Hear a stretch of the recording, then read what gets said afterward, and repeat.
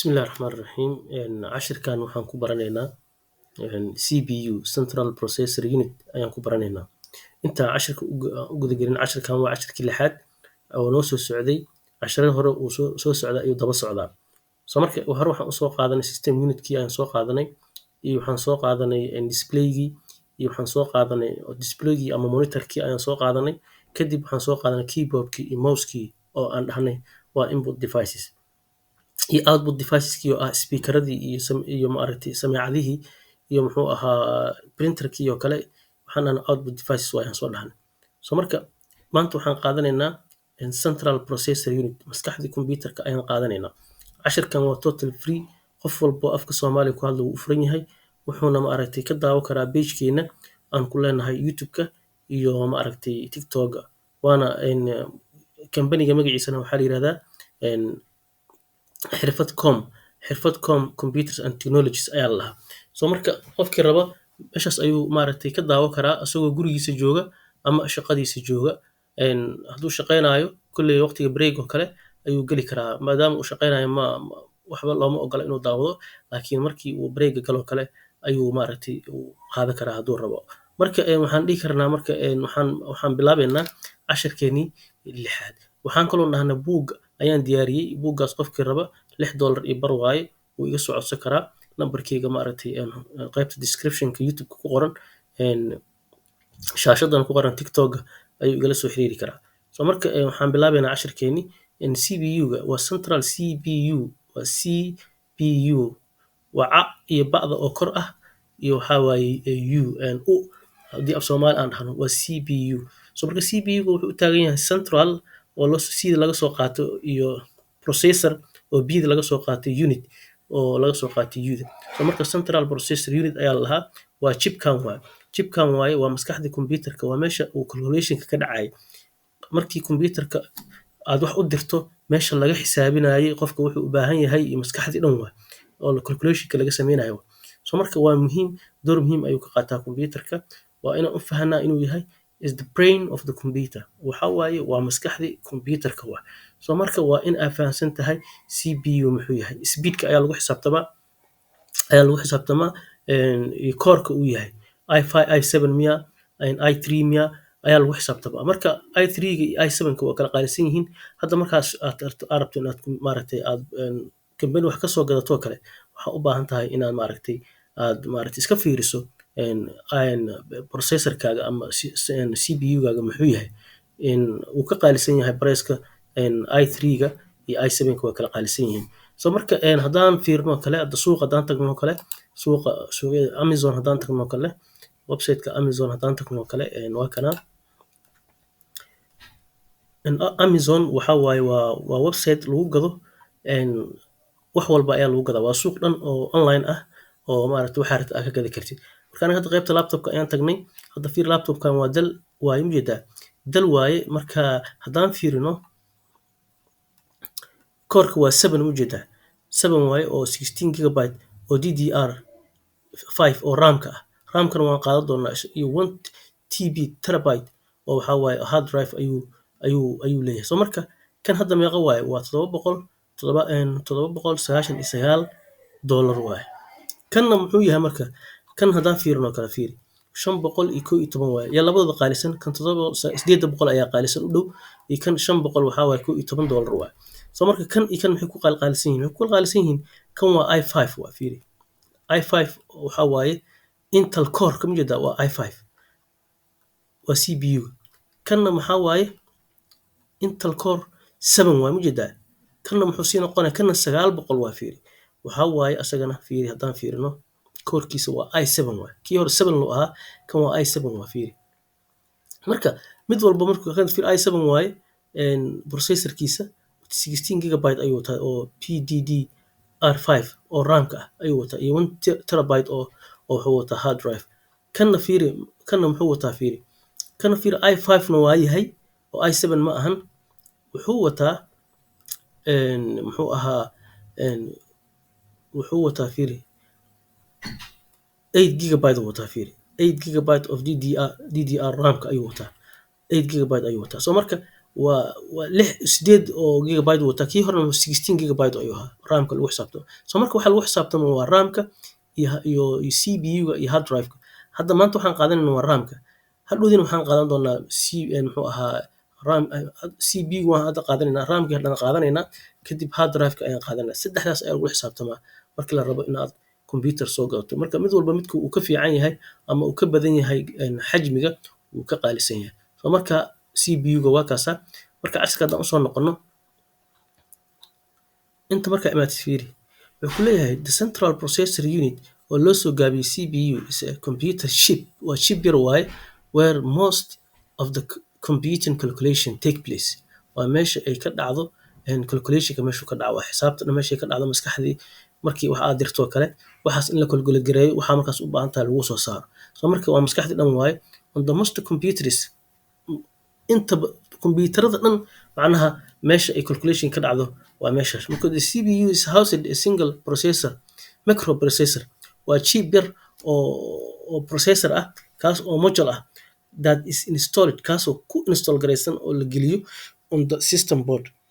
Motherboardkan ayuu galaa, waa saan soo qaadanay, halkaas ayuu galayaan dhahnay. Waa jibkan waaye, kan waaye, kana la soo qaadayaa, halkaasuu gelayaa. Marka wuxuu ku leeyahay marka that installed, wuxuu ku install garan yahay in the system board, motherboardka ayaa la geliyaa in slot ayuu u galaa oo socketna wuu u gali karaa, slotna wuu u gali karaa, labadaas buu u gali karaa. Meeshan ayaa meesha uu galaya ayaa waxaa la dhahaa slot ayaa la dhahaa. So marka meeshaas ayuu galaa. So marka central processor unit waxaan dhahnay waa waxaa waaye waa meesha ay calculationka uu ka dhaco waayaan dhahnay, meesha calculationka uu ka dhaco waaye. So marka waana maskaxdii computerka waaye, waa muhiim, door muhiim ayuu computer ka qaataa. Marka waa kaas casharkeeni theory-ga ah meeshaas ayaan uga baxaynaa. Marka waxaan qaadanaynaa laabka ayaan bilaabanaynaa. Casharkii theory-ga intaas ayaan ku ekeenaynaa, laabka ayaan qaadanaynaa. Laabka maanta waxaan qaadanaynaa, laabkeena waxaa how to create user account. User account inaad create garaysid ayaan qaadanaynaa. User account-ka muxuu yahay? User account-ka waxaa waaye waa qofka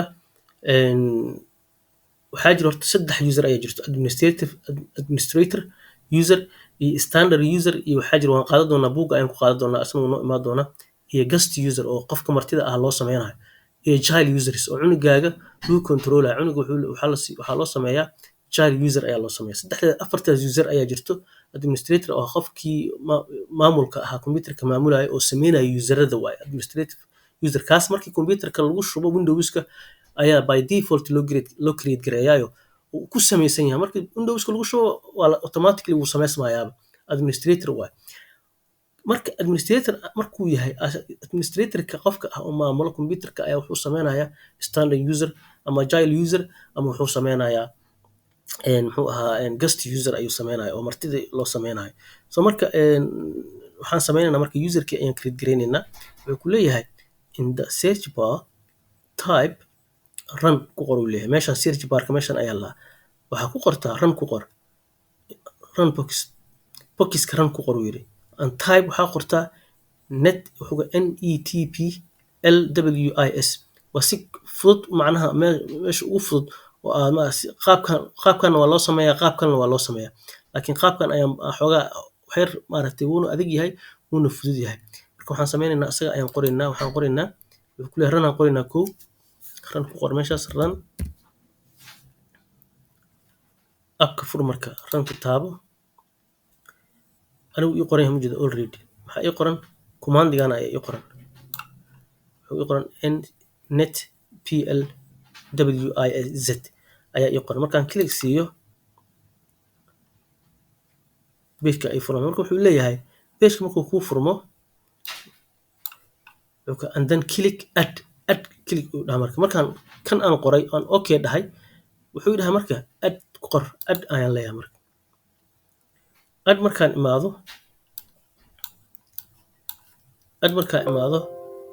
wuxuu leeyahay marka sign out meesha ku qoran tahay hoose ayaa maaragtay ayaad ku qoraysaa, ayaad click siinaysaa sign in without Microsoft account ayaa leenahay. account Microsoft macnaha waxaad ku samayn kartaa Microsoft email haddaa leedahay oo kale inaad inta ku qortid. Laakiin anaga hadda email ma rabno. Emailka mar walba inaad internet u baahan tahay waaye. Laakiin anaga hadda waxaan qoraynaa mid local ah ayaan samaysanaynaa without waxaan leenahay Microsoft account ayaan leenahay. Markaan dhahno waxaan leenahay local waxaan leenahay marka local account ayaan leenahay. Noo sameeyo local account. Magac u bixi uu leeyahay marka username sameeyo uu leeyahay. Username waxaan leenahay Ali ayaan leenahay. Passwordka waxaan leenahay ABC